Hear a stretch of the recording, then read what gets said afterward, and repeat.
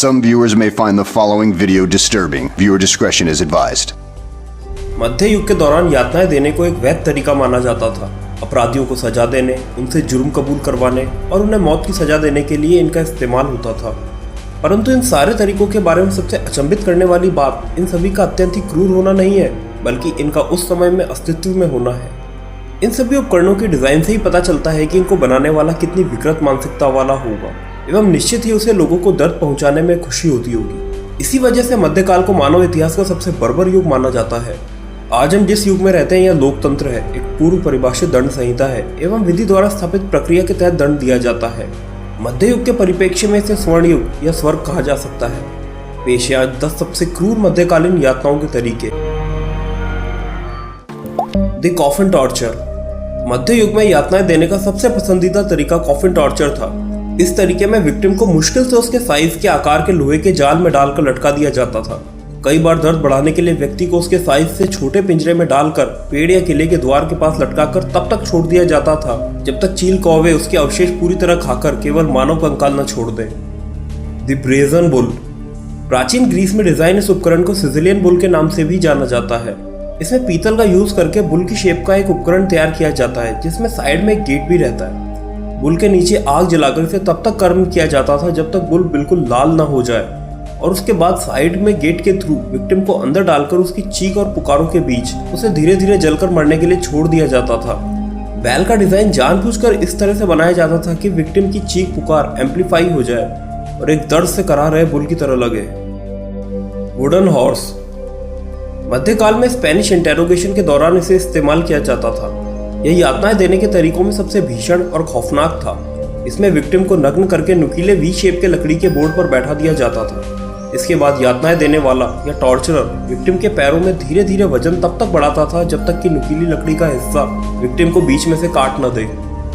इस V shape के लकड़ी के बोर्ड का घोड़े के पीठ की शेप में होने की वजह से इसे वुडन हॉर्स या स्पेनिश डंकी कहा जाता था। स्ट्रैपडो।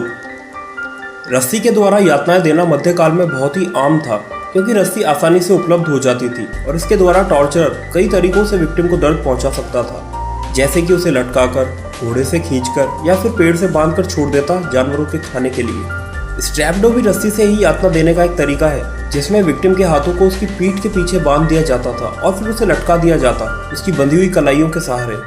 इस तरीके में विक्टिम के दोनों कंधे टूट जाते और वह घंटे भर के भीतर ही मर जाता था। विक्टिम के दर्द को और असहनीय बनाने के लिए उसके पैरों में वजन बांध दिए जाते थे। इस तरीके को रिवर्स हैंगिंग और पैलेस्टीनियन हैंगिंग के नाम से भी जाना जाता है। Carrot torture.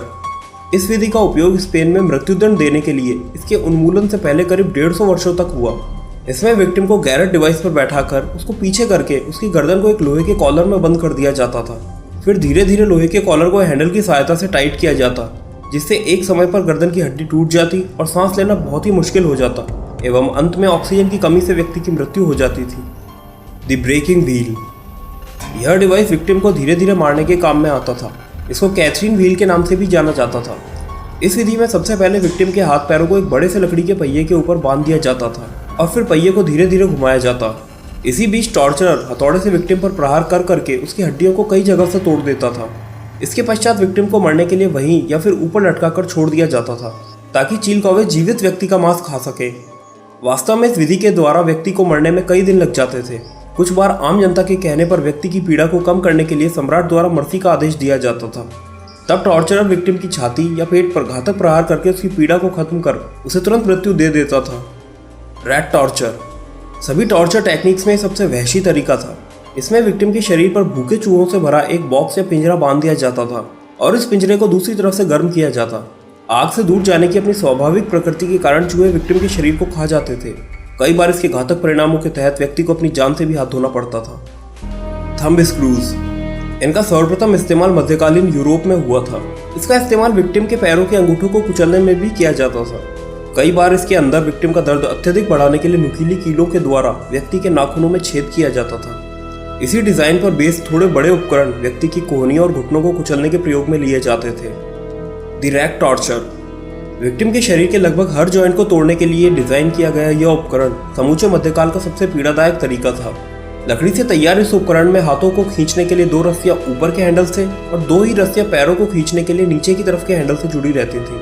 इसमें विक्टिम को रैक के ऊपर लेटाकर हाथ पैर रस्सी से बांध दिए जाते थे और उसके पश्चात टॉर्चरर हैंडल्स को घुमाना स्टार्ट कर देता था और तब तक घुमाता रहता था जब तक कि विक्टिम के हाथ पैर उखड़कर शरीर से अलग न हो जाएं।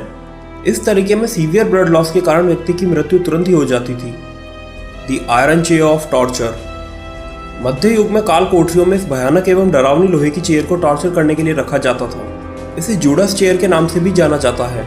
500 से 1500 नुकीली कीलो युक्त इस चेयर की सीट को नीचे से गर्म करने की भी व्यवस्था थी। विक्टिम को इस पर बैठाकर कसकर बांध दिया जाता था, जिससे नुकीली कीले उसके मांस के अंदर तक घुस जाती थी, परंतु व्यक्ति के वाइटल ऑर्गन सुरक्षित रहते थे, जिस वजह से ज्यादा ब्लड लॉस नहीं होता था और व्यक्ति को कई दिनों तक प्रताड़ित किया जा सकता था। अधिकतर इस कुर्सी का प्रयोग यातना के मनोवैज्ञानिक उपकरण के तौर पर किया जाता था।